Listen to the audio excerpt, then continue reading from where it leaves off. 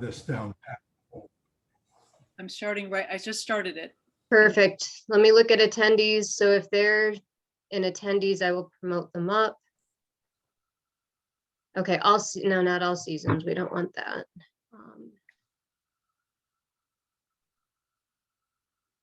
Did you get Lisa? Here's Allison. Okay, so Allison should be popping in here. And then if we get Melvin in, we'll be all set. Helen, Yeah. right? We want Helen. Right, but Lisa needs to. Allison, we see you. Oh, And yeah, Helen should be in too in just a minute. there we go. There we go. Great. We need to do something about the bad invitation, evidently, that Lisa sent Melvin. Hello, Allison. Let me email Melvin. You're sending Melvin a new link now? Mm-hmm. I'm gonna send him the attendee link and then I'll just promote him up. Melvin, we're going to send you another link by email to sign in with, see if that works. Jerry, tell him that we'll be able to, once he gets in, we'll be able to add him to the panel. Allison, can I get a sound check from you? Yep. Good morning. Okay, Thank you. hold on. And everybody, since we've started the webinar, it means that people can start joining right now. So we might have people starting to attend. So let me just very quickly say what our kind of our format is here. You get So, another email? And welcome Allison and Helen. We have one more person to join us. So I'm going to be moderating this session. My name's Karen Bantel, and what we'll be doing a little bit more. Melvin's not gotten his email yet? I have to get the other link, so it's on its way. It's on its way. So there's a little bit of orchestration since we have a different number of different people. So I'm going to do kind of an intro and describe what the panel is about. And then I'm going to turn it to Will. And I'll say, I'm going to turn it to Will, and Will is going to introduce our first panelist, Eileen. And so then Will and Eileen will put their video on and unmute themselves, come in just for the introduction, and then leave. And then I'll say, now I'd like to introduce Camille, who will introduce our panelist, Allison. Same thing, come on for the couple minutes that it is the introduction, come back off. Same thing with Jerry and Melvin. Karen, do you want us, all the other people, to mute and turn off their videos now? Yes, if you're not on at the moment doing the intro, then go off camera, go and then mute yourself. And then we'll turn to Eileen first. And I will say, and now The next email? so Eileen will go ahead, and then we'll. Melvin's still not gotten his email. I'm sending it to him, so I had to get his email address. So I just pushed send, so he should be seeing it just as soon as it's Well, sent. there So you are. There we go. There he is. Picture of you, finally. Hi, Melvin. there. Oh, No, it's still, you know, Melvin, your internet is a problem. Melvin, can you hear us? Here we go. Okay. It's not moving. It's not no, moving. at Yeah. least we hear you now. So Melvin, are you able Not to hear us? moving. Oh, there. Oh, You- shucks. you- It says my internet connection is unstable. You hear me, but I'm not. Melvin, can you go moving. inside Can't see somewhere? It me might be better.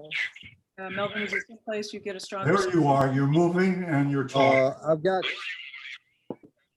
I'm gonna hang okay, up. great. All right, that's, Thanks. all right, thank you. So Melvin, just very quickly, I just want to let you know that you're going to be introduced as our third panelist. Jerry will introduce you. And when I say Jerry is going to introduce our third panelist, Melvin, that's when you will come on the camera and unmute yourself. Otherwise, in a couple minutes, everybody's going to go onto the stop video and the mute button. Does that make sense? Mm-hmm. Sound good? Okay, so we're going to, I'll introduce for a few minutes and then we'll turn to each of the panelists for an introduction. And then we'll go back and we're going to start with Eileen and she'll have the floor.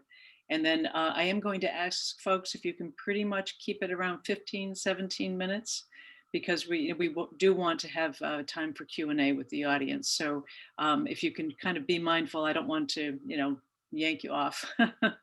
So if you could be mindful of the time, I'd sure appreciate that. Okay. And so once you introduce us and when we introduce ourselves, then we go on stop video and mute. Is that what you're saying? That's right. And then Okay. we're going to go back and we're going to actually go back to Eileen. She'll do her 15 minutes. Then we'll turn to Allison. She'll do her 15 minutes. And then Melvin, you will do your 15 minutes. I have your video and I will, Okay. and so I will have you come on screen with me. And then I'll take your lead in terms of when I should play the video. If you want me to start it right away, or if you want to say some remarks first, whichever you Okay. prefer. All right, I'll let you know. Good morning, everybody. Hey, Eileen. Good morning. All right. Morning, Melvin. Good morning. Good morning. Good morning. Thank you for all of your patience with getting everybody on. So I'm not sure what went wrong there, but we have everybody here that needs to be here, correct? Yes, everybody's here. Excellent. All right, wonderful. Okay, thank you, Julie. And at this point, no, Julie, I don't think you need to stay. Thank you. Okay. So I'm going to ask everybody to go off video and mute yourself, and I'm going to launch our introduction slide, and then I'll start right at 10 o'clock. Okay. So we'll see everybody in a minute. Okay.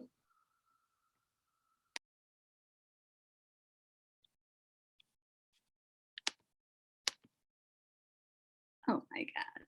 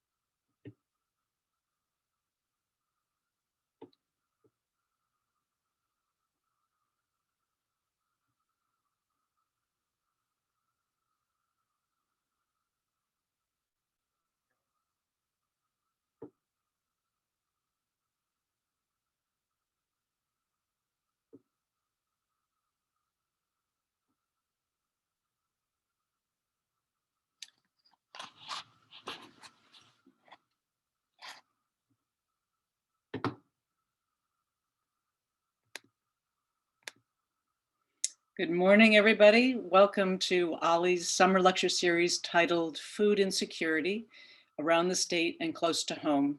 Our session today is the last in our three-part series and actually the last lecture for the season for Ollie.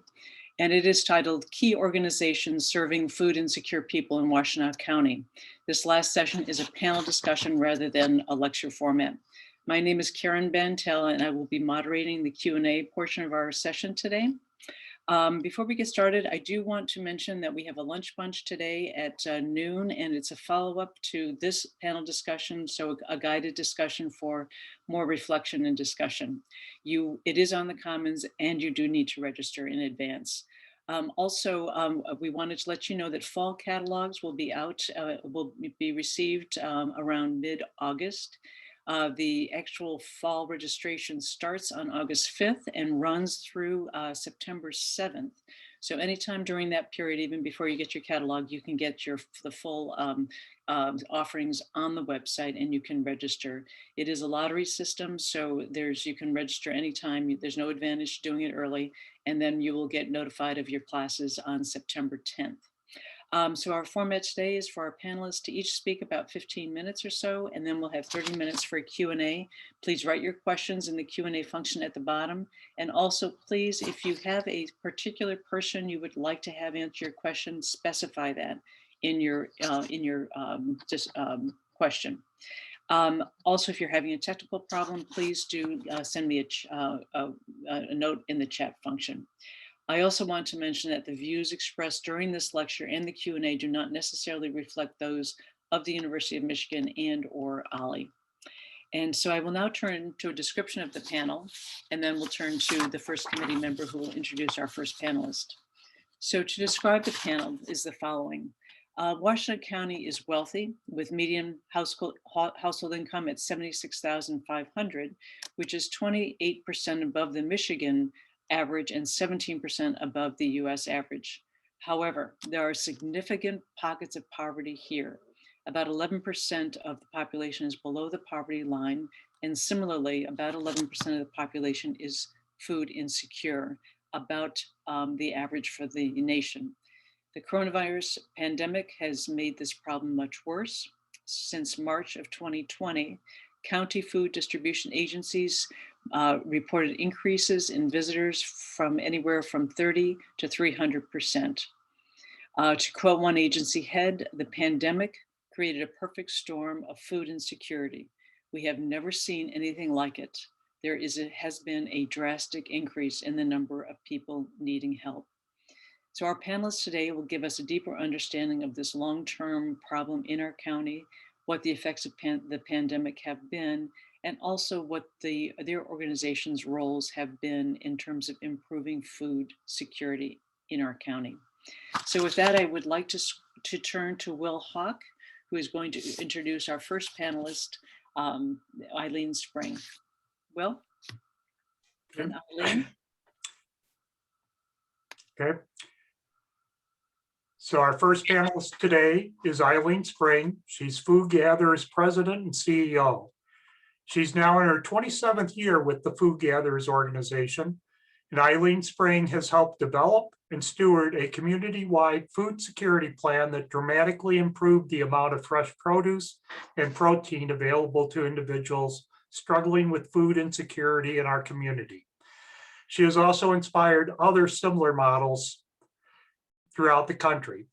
She has been active on the board of the Food Bank Council of Michigan and the National Council for Feeding America. She has also served on the local FEMA board. She is a founding member of the Washtenaw Housing Alliance and has more than 35 years experience in grassroots organizing and nonprofit management. Eileen received a bachelor's degree from Hofstra University and her master's degree from the University of Michigan. In addition to all of that, Eileen was recently named United Way of Washtenaw County's 2021 Woman of the Year, which is given to women who demonstrate leadership and commitment to the local community. Thank you. Thank you very much. So we'll now turn to Camille, who will introduce our second panelist. So Camille and Allison, if you could join us.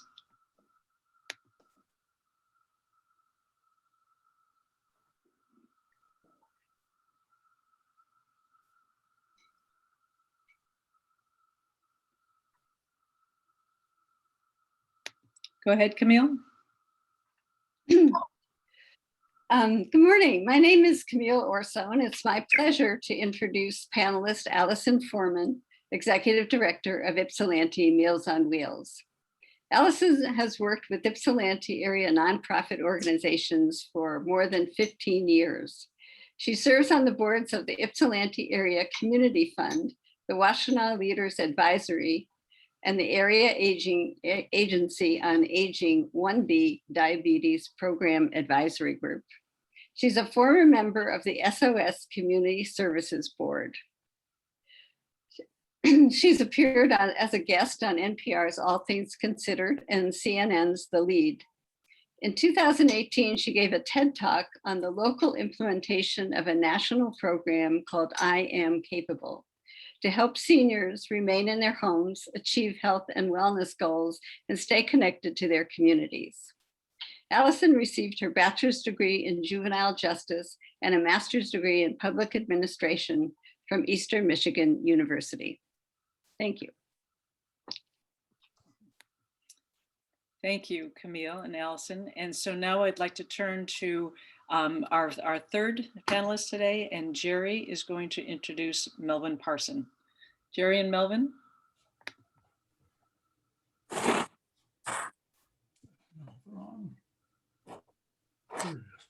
Our third panelist is Melvin Parson, also known as Farmer Parson.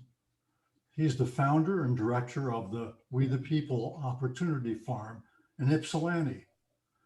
Born in Detroit, he holds a degree in social work from Eastern Michigan University. Mr. Parson is no stranger to adversity.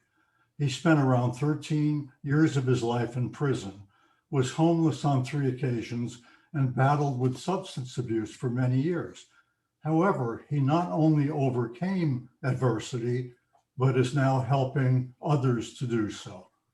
In 2018, he founded the We the People Opportunity Farm to provide paid internships and education to men and women returning home from prison. The farm and its programs have succeeded in helping people find employment, continue their education, and make meaningful strides toward caring about themselves and their community. Mr. Parson was the spring 2019 entrepreneur in residence at the Henry Ford in Dearborn, in other words, Henry Ford Museum in Greenfield Village, funded by the William Davidson Foundation. Welcome, Farmer Parson. Thank you. Thank you very much, Jerry and Melvin. We would like to now turn to our first panelist, who is Eileen Spring, and she is with the Food Gatherers. Okay, now I gotta go. So can you join us? Hi, Karen. They won't let me, I can't start my video because the host has stopped it. Okay, I don't know what that is. The host has stopped. Oh, let me go back and. How's that? Okay, seems to work. Okay. Great. Hi, everyone. Hopefully you can see me. I am very pleased to be able to talk with you today and appreciate the invitation. I have a lot to cover in 15 minutes, so I'm going to talk fast. So Food Gatherers, we can go to the next slide, Helen. Food Gatherers has been around for 30 years. Our mission is to alleviate hunger and eliminate its causes in our community. We're the largest private anti-hunger organization in Washtenaw County and have many, many partners. We have 170 different programs we partner with, and we have pantries and other kinds of anti-hunger partnerships throughout Washtenaw County. We're in every township and in every city.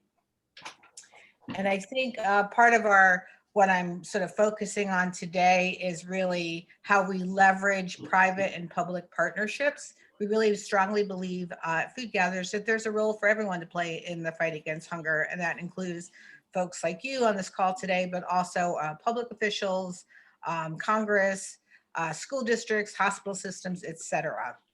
But I'm going to focus a little bit on COVID and what's happened since the pandemic hit about 15 or so months ago. So many of you probably saw footage of throughout the country of long lines throughout serving people waiting for food distributions, miles and miles of cars. And part of why that occurred, we were all facing a tremendous increase, but in Washtenaw County, our partners, with just really a couple exceptions, were able to stay open. And hopefully I can talk about why that happened. Not only were they able to sort of adjust their models, they expanded hours and added, in some cases, new models of distribution, particularly around homebound distributions, which Allison will certainly talk about in her presentation. At Food Gatherers, even though we already had 170 partners, we also added new partners really quickly that were in pockets of the community that needed additional support. And so throughout the early days of the pandemic, there was a pantry that was operating every day of the week someplace. And we're able to serve the folks who are most affected, which in our case in Washtenaw County were the zip codes of 48197, 48198. That includes Ypsilanti and Ypsilanti Township. Helen, you could go to the next slide. So this colorful graph is really trying to highlight, and I know it's a little hard to see, but it's trying to highlight both how we procure food and the kinds of food we are able to distribute. And so prior to the pandemic, we were annually distributing at most about 7 million pounds of food. Within the pandemic, that quickly expanded to about 9 million pounds of food. And the graph, if you look at the colors on the graph, it's sort of interesting. So the the blue grant, Camille, can you put yourself on mute? Thanks. The blue graph is our retail food rescue. It's kind of what we've most known for. And you can see at the beginning of, you see at the beginning of the graph, that's a really high percentage of our food distribution. More than 50% and sometimes even 60% of all the food we distribute is through food that we would glean from retail pickups at grocery stores and farmers markets, et cetera. When you sort of hone into the pandemic, you see that number drop dramatically. So pretty much overnight, we lost a significant portion of our food supply. And that's due to a number of factors. If you guys remember early on in the pandemic, grocery stores were like wiped out. So that piece of food that we would get as a donation evaporated. The other piece of this is that it was really scary for our staff and volunteers to do retail pickup at that time because we didn't even have masks or hand sanitizer for the first few days of the pandemic. And so we had to really struggle with where the food was going to come from. And the other piece is that, you know, our business model has always relied on the tremendous support of volunteers. We have more than 7,000 volunteers annually.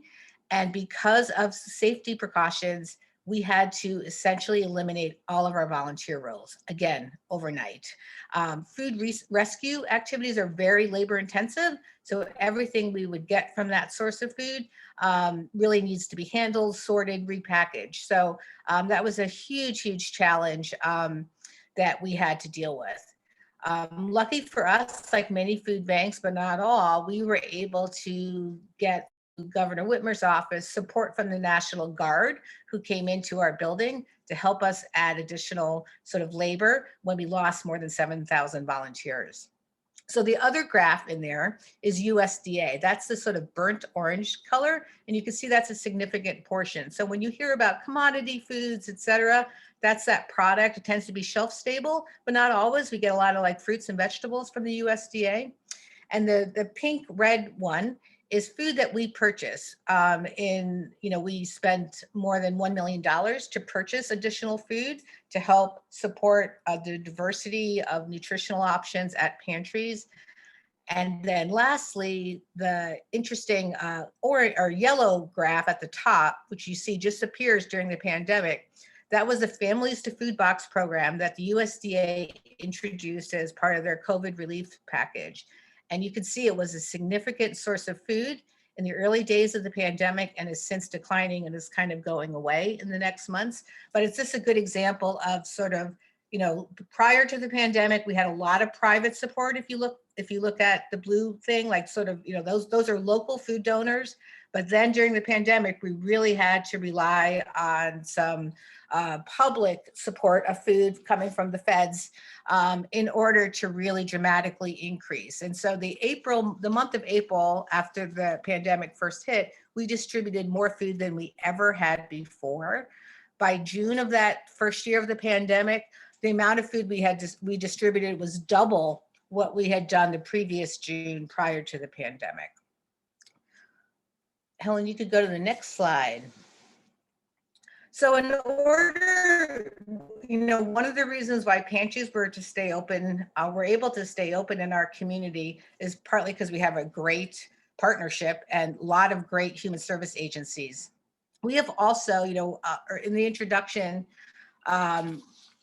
someone referenced the food security plan. That came out of our work during the Great Recession in 2008, 2009, where our network was really overwhelmed by 130% increase in need over a much longer time than the COVID pandemic presented to us. But from that moment, we learned a lot of things, and we have really been on a journey for the last decade or so, putting things in place so that we really had greater capacity. And part of that is purchasing food, which I already referenced. That allows us to, you know, meet nutritional needs when things are not getting donated privately. We also have been in a position, thanks to support from many people here, that we give cash grants to our partner agencies so they can invest in infrastructure. Like, you can't distribute healthy food without a cooler. You can't distribute healthy food without like sanitation practices and a well-designed pantry. And so those kinds of things really made a difference to agencies. And also in partnership with the health department and OCD, we're able to get masks and hand sanitizer. We also had to ask our, you know, partner agencies to really do distributions differently. They couldn't congregate, do meals in a you know, small setting. And even at pantries, they had to do, in many cases, outside distributions throughout the winter. And so being able to give them awnings and tents and heaters really allowed people to stay open and provided additional sort of comfort, if you will, and respect to people who were arriving to need food. Helen, we can go to the next slide there. So I want to talk about our community kitchen. In addition to being the food bank and food rescue program that serves a lot of agencies, we also do a lot of direct service ourselves to sort of fill gaps in the community. And one of the most important programs we do is we run and manage the community kitchen inside the Delanus Center in downtown Ann Arbor, which is home to the Shelter Association that manages the shelter portion of that building. And this was where things were really crazy, right? Because it's folks who are experiencing homelessness and they had nowhere to go, right? Libraries were closed, public places were closed. And, you know, we still had to serve meals, but couldn't do it in a congregate setting. Generally, our dining room can fit 120 people comfortably. And so that was a real challenge. So we had to, you know, quickly switch to go meal options, find packaging that we never had to do tonight or in the past. We really were grateful to many of the restaurants in town and, you know, throughout Ann Arbor and Ypsi area that were, you know, struggling themselves, right? Many of them had to close and they really stepped in. We had sort of a Top Chef model, if you will, that different restaurants hosted a meal because we need volunteers to make those meals. And we had to reduce our volunteer capacity dramatically in the kitchen. And so we were also working with the county to provide meals to people who were in hotels, folks who, you know, were without housing, who got sick with COVID, were quarantined in hotels throughout the county. And so we did about 1,400 meals a week to a lot of different places, and it was really quite a scramble, but we're just grateful that we were able to keep good food going to people who needed it most, who really had no other options for food at that time. The other important piece of our work in any year is, focusing on childhood hunger. And one of the programs that we manage is summer food program. I think it's, many of you, I think, are aware of this, but a lot of folks think of hunger really around like Thanksgiving and Christmas. And actually hunger increases during the summer months. Schools play a huge role in providing daily food security to thousands and thousands of children in our community and elsewhere. And so when summer comes in normal circumstances, it's a challenge. And so we host other meal sites for kids who are not getting school meals anymore.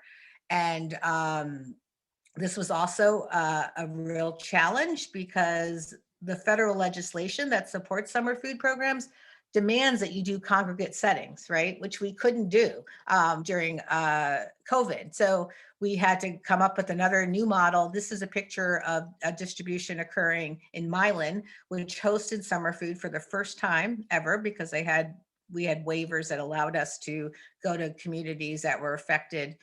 And we had to-go meals. And so families would show up and get 7 days worth of food. So in many ways it worked. And our program for this summer, which is now underway, is still under those COVID regulations still, even though things have loosened up. But it's actually allowing us to serve more people, honestly, or more meals to children than prior to COVID. Helen, we can go to the next slide there. So I have to take a pause when I think back to this. So, it was so challenging, and I spent a lot of time on the phone with many of my colleagues in this work, including Allison.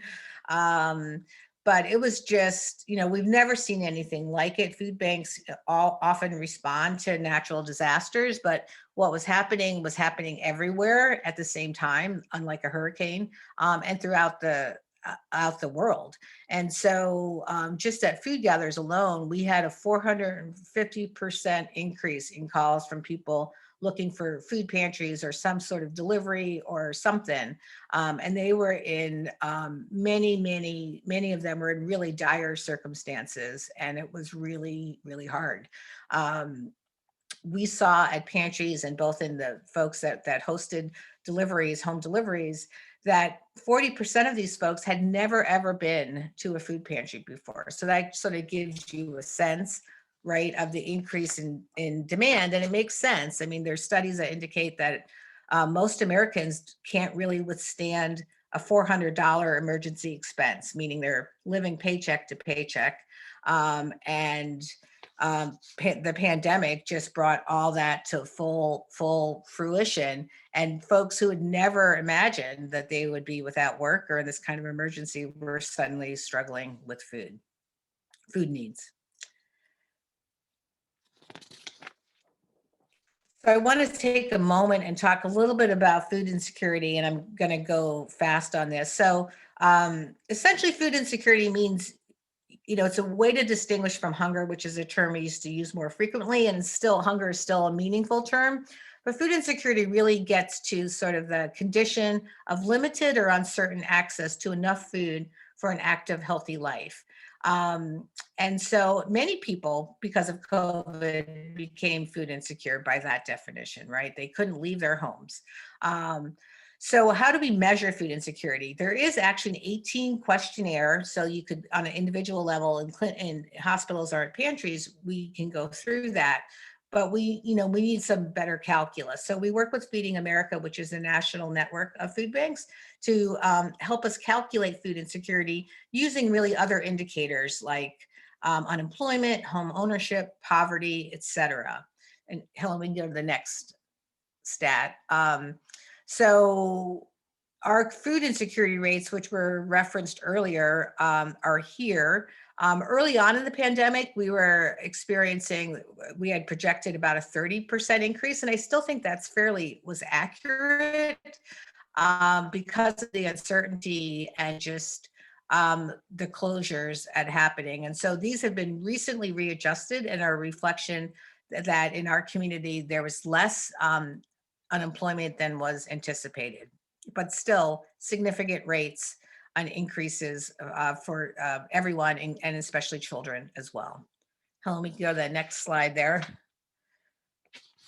I want to mention this. So as I mentioned, when you're looking at the individual level and you do the questionnaire, there are different degrees of food insecurity. But very low food insecurity or very low food security is a really troubling one, right? These are people who are truly going hungry every night. And those rates increased for us in our community. And so this is typical with any kind of crisis, economic crisis, which COVID really led to, is that the folks who are already with the least resources are impacted the most. And so I do want folks to recognize that there's more than 15,000 people in our community who are struggling with very low food security.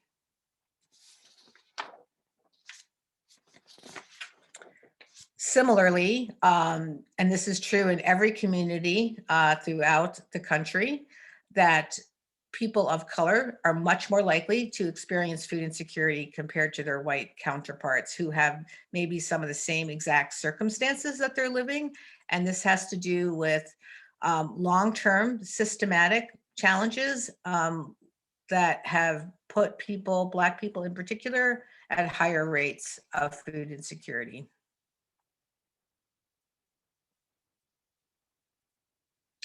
Hey, Helen, I'm going to skip this one just for time, and let's go to the next one. So this is a map to sort of show you where food insecurity appears in census tract. And I think it's relevant because even though we are focused on the predominance, we are focused a lot on looking at 48197, 48198 zip codes. But this dot shows that food insecurity increased for everyone in every part of the county. So rural communities had as much as a 50% increase, but the population is less. So, a lot of people would think, oh, someone that's homeless are the folks who are food insecure. That is not true in our community. There are many people who are working in our community, working full-time jobs, who still experience food insecurity. Let's go to the next slide there, Helen. Let's skip this one because I'm running out of time. And I want to talk a little bit about advocacy because I think this is really important. So, I shared with you really the challenge, the great increase in demand that we've experienced that really lasted for a year, more than a year. I do want to say that we're seeing some light at the end of the tunnel, which is really important, that there has been, even though we're still elevated, there are less people going to pantries, and that's a good thing. And pretty much this just started as soon as the federal relief package was extended and unemployment benefits were extended. This made a huge difference. And we are working hard, and hopefully I can answer more questions about this, but we are working hard as a coalition to try to, again, learn from this pandemic and realize that, there are certain things that the pandemic that we put in place as pandemic response that really should continue, including SNAP benefit increase by 15%, making getting greater access for children through the childhood nutrition reauthorization, the waivers that were put in